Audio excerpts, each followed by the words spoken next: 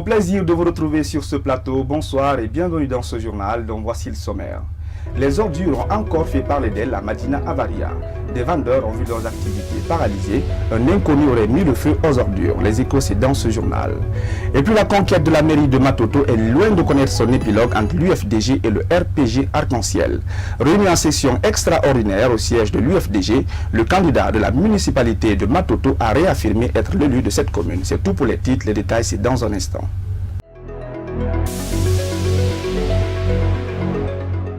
Une fois de plus, bonsoir et bienvenue. Comme annoncé dès l'entame de ce journal, réuni à son siège ce mercredi en assemblée extraordinaire, l'UFDG, à travers son président Cellou Dalein Diallo, a statué sur la situation politique actuelle. Selon cette formation politique, il n'est pas question de se laisser faire dans l'élection de la mairie de Matoto. Thierno Falilou Diallo nous fait le point. À cette assemblée extraordinaire de l'Union des forces démocratiques de Guinée UFDG, convoquée en urgence, la vedette du jour est sans doute l'honorable Kalemodou Yansane, probable maire élu de la commune de Matoto selon cette formation politique. À sa prise de parole, il est catégorique. Ce que je dois vous dire, c'est que je ne renoncerai jamais à cette victoire. Soyez les messagers auprès du président de la République pour dire que moi, Kalemodou Yansane, élu à la commune de Matoto, pour rien au monde, je ne renoncerai à la victoire. Depuis janvier 2018, on n'a rien fait que sur cette élection. À son tour, le chef de file de l'opposition guinéenne promet de ne plus se laisser faire. Il appelle à la mobilisation. Le pouvoir non satisfait de toutes ces fraudes qui sont restées impunies dans les bureaux de vote et dans les centralisations décide de nous enlever notre victoire à Matoto. Porto Kohakamati. Porto Kohakamati. Il faut qu'à partir de maintenant, vous vous mobilisez pour défendre notre victoire.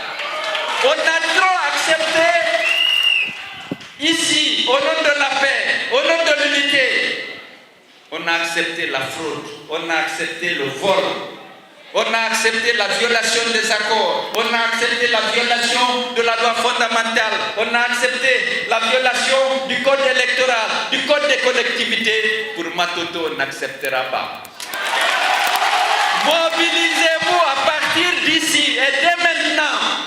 Après cette assemblée, les membres du bureau fédéral ont été conviés à une autre rencontre sur la même question au QG de la formation politique. Je vous le disais également, de la fumée a coupé le souffle. C'est la triste réalité à laquelle des commerçants du secteur Avaria dans Madina étaient confrontés ce mercredi matin. La fumée causée par un feu qui proviendrait de l'incinération des ordures qui bloquent la voie de franchissement de ce marché selon des témoignages. Pas de mort, mais des dégâts importants. Le point avec nos reporters Oumar Sow et Ibrahim Paye Camara. C'est une fumée qui provient du bas de la passerelle du marché Avaria. Elle est dégagée d'un feu qui s'est déclaré autour des tas d'ordures qui cohabitent avec les visiteurs et étalagistes du marché. Des flammes qui ont empêché ce mercredi matin certains commerçants de s'installer pour vendre leurs articles. Face à cette situation, certains ne laissent pas cacher leur colère.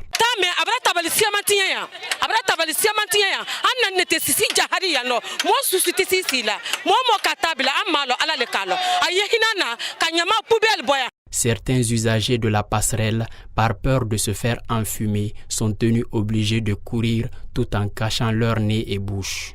Les vendeuses, par contre, n'ont pas le choix. Elles essayent de résister sous l'effet du gaz carbonique. Mais toutefois, elles dénoncent le non-ramassage des ordures.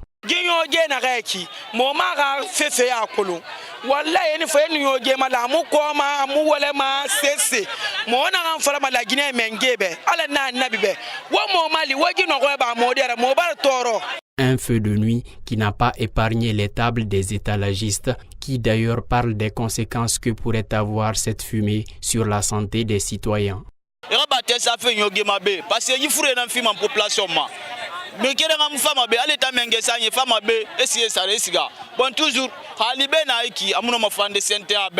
Au moment où nous quittions les lieux dans la matinée, les flammes n'étaient pas encore maîtrisées. Les étalagistes, avec l'appui des menuisiers, essayaient de réparer leurs tables qui ont été détruites sous l'effet des flammes. Fait de société dans cette édition, le divorce, une réalité qui prend de l'ampleur dans le pays depuis quelque temps. Qu'est-ce qui est à la base de la rupture des mariages de nos jours? Un élément de réponse dans ce reportage signé Mariamba. Le divorce est la rupture officielle d'un mariage civil ou religieux liant précédemment deux personnes.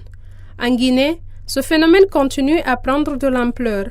Le manque de communication et la reconnaissance entre les couples seraient entre autres les facteurs de ce désagrément social. Il y a l'adultère qui peut amener le divorce, l'article 341 qui le prévoit pour l'homme. S'il entreprend sa femme avec un autre homme, il peut demander le divorce. Aussi, c'est l'article 342 aussi qui le prévoit pour la femme. Si la femme aussi entreprend son mari avec une autre dame, la femme aussi peut demander le divorce, surtout l'incompatibilité d'humeur. Perçu comme élément perturbateur, le divorce constitue un rideau de fer entre le couple.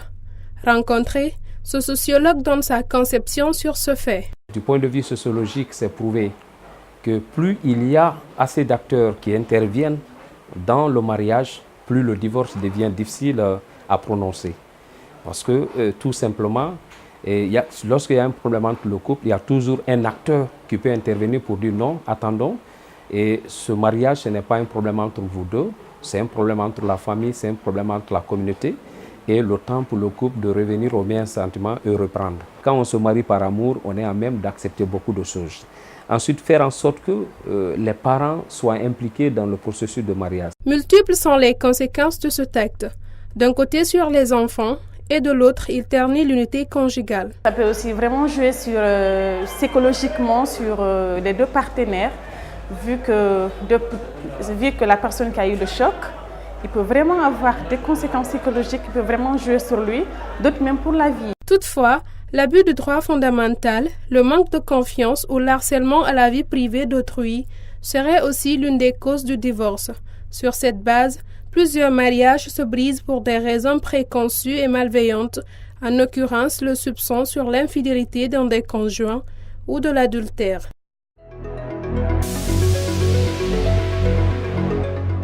Parlons football avec la présentation officielle des maillots des 28 clubs de Ligue 1 et Ligue 2 pour la saison sportive 2018 et 2019. À cette occasion a été mise pour présenter les sponsors du championnat guinéen de football pour les prochaines années.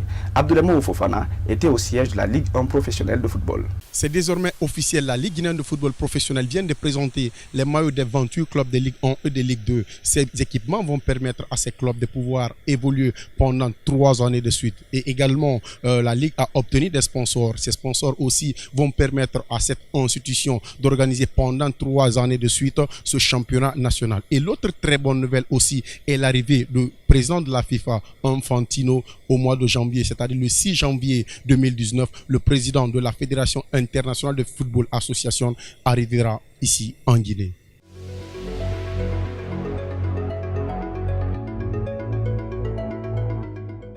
Et sur le continent, les Malgaches ont voté ce mercredi 9 décembre pour élire leur président dans un scrutin aux aires de revanche entre les deux poids lourds de la scène politique locale depuis 10 ans, Marco Valamanan et André Rajolina, déterminés à retrouver le pouvoir. La rivalité et l'inimitié qui opposent les deux chefs d'État, les deux anciens chefs d'État, font redouter des vives tensions à la proclamation des résultats. Dans un pays habitué aux crises politiques depuis son indépendance acquise avec la France en 1960. Le vote se poursuivait sans incident dans l'après-midi avec, selon les indications, une abstention à légère progression par rapport à celle de 45,7% enregistrée à l'occasion du premier tour le 7 novembre.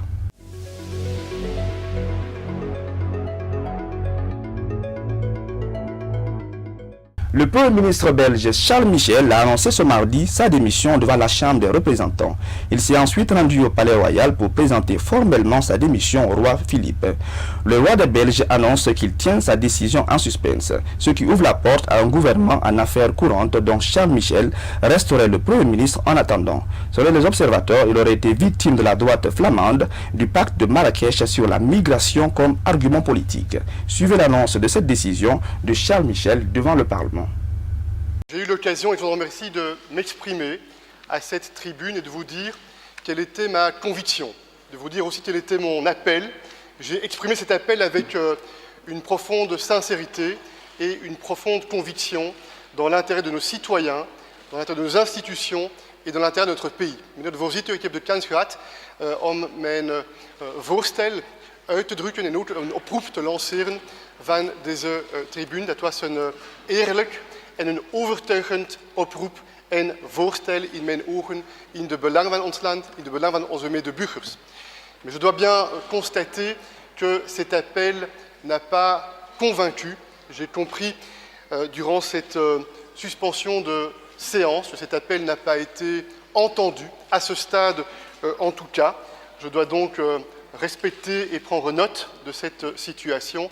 Je prends donc la décision de présenter ma démission et mon intention est de me rendre chez le roi immédiatement.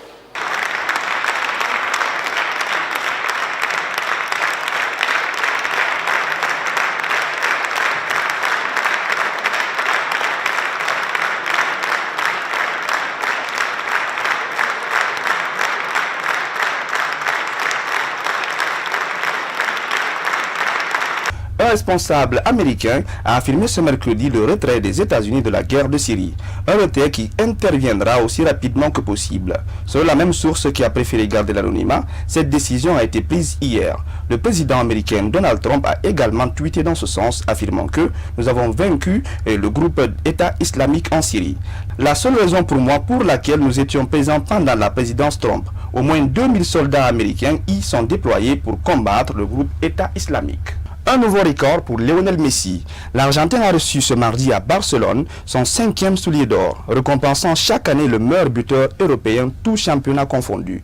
En inscrivant 34 buts lors de la saison 2017 et 2018, le capitaine du Barça a dépassé l'Égyptien de Liverpool Mohamed Salah avec 32 buts et l'Anglais de Tottenham Harry Kane avec 30 buts. La Pulga possède désormais un soulier d'or de plus que son rival Cristiano Ronaldo. Aimables téléspectateurs de Star 21 TV, ainsi prend fin ce journal. À tous, merci de l'avoir suivi et passez une excellente suite de programmes en compagnie de Star 21 TV, la télé du 21e siècle. Au revoir.